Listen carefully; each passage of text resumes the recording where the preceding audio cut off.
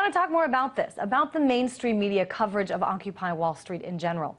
Jesse LaGreca is one of the Wall Street protesters, and he had an opportunity to voice some of his concerns to one of the corporate media outlets when he was interviewed by a reporter with Fox News. Take a listen. Unfortunately, it's fun to talk to the propaganda machine in the media, especially conservative leading networks such as yourself, because we find that we can't get conversations on the Department of Justice's ongoing investigation of News Corporation, for which you are an employee, but we can certainly ask questions like, why are the poor engaging in class warfare? Now, after 30 years of having our living standards decrease while the wealthiest 1% have had it better than ever, I think it's time for maybe, some participation in our democracy that isn't funded by news cameras and gentlemen such as yourself. And Jesse took a few minutes from the Occupy protest to go to our New York studio. I just spoke to him and asked him what his beef is with Fox, since they're at least on the ground covering the movement. Well, no, they're not, because coverage would require truth and facts, and Fox News is very much lacking. I mean, consider the fact that they basically hosted the Tea Party. They're running several Republican candidates for president that were previous employees of Fox News, and they have their hosts talking about how we hate freedom and we're dangerous. It really shows exactly where the Republican Party's priorities are when their main concern with America is attacking protesters instead of talking about job creation. But the funny thing is, they don't believe in job creation. They believe in free markets. They honestly think the government has no role at all in creating jobs, and therefore their argument is invalidated entirely. Since you're talking about that, I want to go to a video that we have. This is just a portion of some segment on Fox that was aired. I'll play this, and then we can talk about it.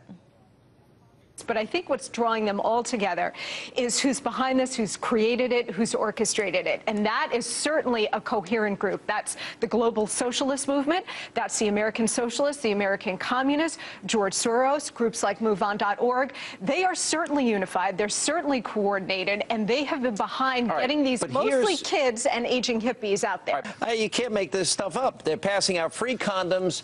There's been open sex going on there. Drugs easy to score. All right, so Jesse, this was a segment on the show Hannity. You have this woman talking about protesters like you basically being organized by socialists and communists, and then you have Hannity talking about these condoms and threesomes going on there. What's up with that? Because when you don't have facts on your side, you need to make things up. And what Fox does is they engage in just total falsity. None of that is true. And I think it's what an intellectual lightweight does when you present them facts and then they demur into conversations of name calling. I mean, it's all ad hominem. So since they can't have a rational discussion based on facts, they call you names. It's like arguing with a fourth grader. So, Jesse, you haven't seen massive orgies going on the lawns around you?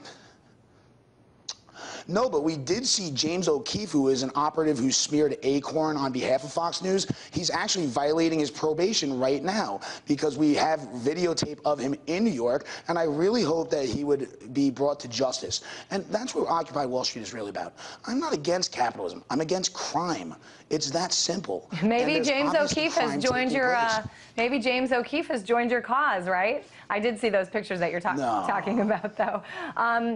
Just a little bit more about this. I mean, this is something from Hannity, but I've seen it widely on Fox News. This not just calling you guys hippies, aging hippies, whatever, but the notion that there's a lot of law breaking going on right now in terms of public urination, public sex.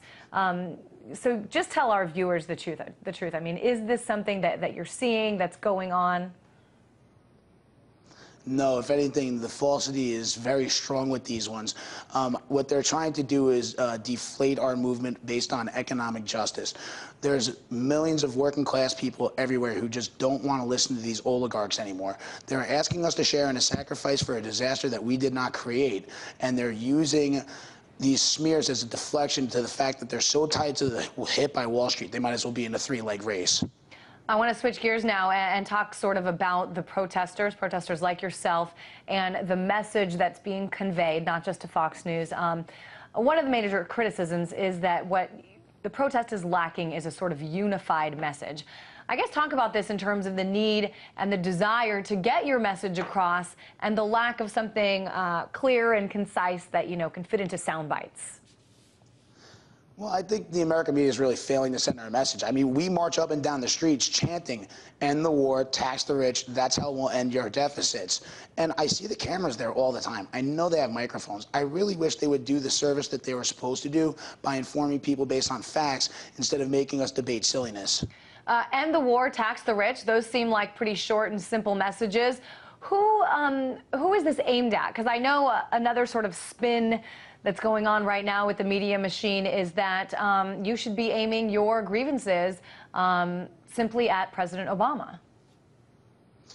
And it's funny because a lot of people would like to blame President Obama, and I don't hold him blameless. I have a lot of thoughts that I would love to share with people about what I think personally he could do better. I think the president is responsible for the governance of the economy, but I think it's irresponsible of those who detract from him when they vote against his jobs bill, when they filibuster every single thing he does, and then they turn around and blame him.